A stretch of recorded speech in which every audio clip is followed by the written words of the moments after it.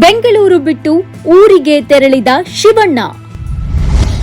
ಮಾರ್ಚ್ನಿಂದ ಸಿನಿಮಾ ಕೆಲಸ, Shivanna full happy. ನಟ ಶಿವರಾಜ್ ಕುಮಾರ್ ಜನವರಿ 26ಕ್ಕೆ ಅಮೆರಿಕಾದಿಂದ ಭಾರತಕ್ಕೆ ವಾಪಸ್ಸಾದ್ರು. ಶಿವಣ್ಣ ಬರ್ತಿದ್ದಂತೆ ಸೆಲೆಬ್ರಿಟಿಗಳು ತೆರಳಿ ಶಿವಣ್ಣನ ಆರೋಗ್ಯ ವಿಚಾರಿಸಿದ್ದಾರೆ. ಶಿವಣ್ಣ ಸಂಪೂರ್ಣವಾಗಿ ಕ್ಯಾನ್ಸರ್ ಮುಕ್ತ ಆಗಿರೋದು ಅಭಿಮಾನಿಗಳಿಗೆ ಖುಷಿ ಕೊಟ್ಟಿದೆ. ಈಗ ಶಿವರಾಜ್ ಕುಮಾರ್ ಅವರು ಬೆಂಗಳೂರಿನಲ್ಲಿ ಇಲ್ಲ.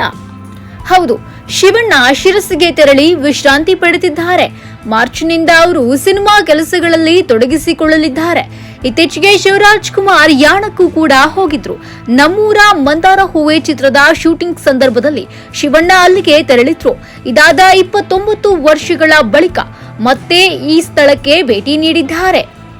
ಈ ಫೋಟೋಗಳನ್ನ ಅವರು ಹಂಚಿಕೊಂಡಿದ್ದಾರೆ. ಈಗ ಶಿವರಾಜ್ ಕುಮಾರ್ ತಮ್ಮ ಸಂಬಂಧಿ ಶಾಸಕ ಭೀಮಣ್ಣ ಒಡೆತನದಲ್ಲಿ ಇರುವ ಶಿರಸಿಯ ಹೋಟೆಲ್ ಒಂದರಲ್ಲಿ ಉಳಿದುಕೊಂಡಿದ್ದಾರೆ. ಬೆಂಗಳೂರಿನಲ್ಲಿ ಇದ್ರೆ ಒಬ್ಬರಾದ ಮೇಲೆ ಒಬ್ರು ಅವರ ಮನೆಗೆ ಭೇಟಿ ನೀಡ್ತಾ ಇರ್ತಾರೆ. ಹೀಗಾಗಿ ವಿಶ್ರಾಂತಿ ಪಡೆಯಲು ಆಗುವುದಿಲ್ಲ. ಈ ಕಾರಣಕ್ಕೆ ಅವರು ಶಿರಸಿಗೆ ಶಿಫ್ಟ್ ಆಗಿದ್ದಾರೆ ಎನ್ನಲಾಗ್ತಾ ಇದೆ. ಶಿವರಾಜ್ ಕುಮಾರ್ ಸಿನಿಮಾ ಕೆಲಸ ಆರಂಭಿಸುವುದು ಯಾವಾಗ ಎಂಬುದನ್ನು ಕೂಡ ಹೇಳಿದ್ದಾರೆ. ಮಾರ್ಚ್ ತಿಂಗಳಿಂದ ಸಿನಿಮಾ ಕೆಲಸ ಆರಂಭಿಸ್ತೀನಿ. ರಾಮ್ ಚರಣ್ ಜೊತೆ ಸಿನಿಮಾ ಕೂಡ ಮಾಡ್ತಾ ಇದ್ದೀನಿ.